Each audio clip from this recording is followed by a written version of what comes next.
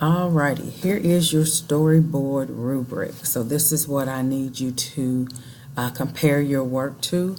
We're going to concentrate on the 4 because that's the expectation for every storyboard. You can read 3, 2, 1, but I'm focusing on the 4 because I expect everyone to score all 4s.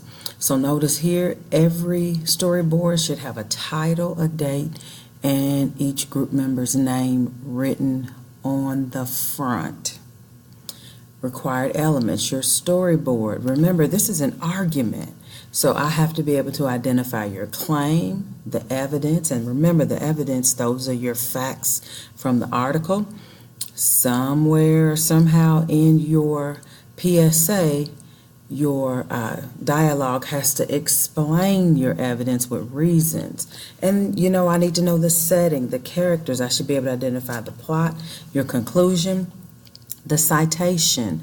I should see on there, on the bottom, where you got your information. And remember, we all got our information from the article today with no phone.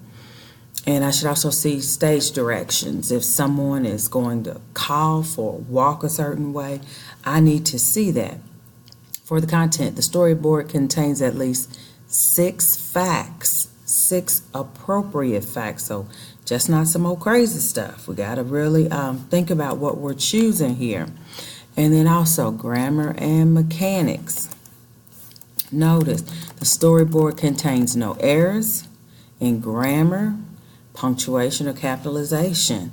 It has to look attractive, be well designed, it's neat, it flows smoothly. I can see the beginning, the middle, and the end. And then for illustrations, I'm not asking you to be Picasso, but I'm asking you to just make it where I can understand what's going on so that it contains at least 1 illustration per panel. Alrighty. If you have any questions, try to talk it out within the group. Ask 3, then ask me. Thank you.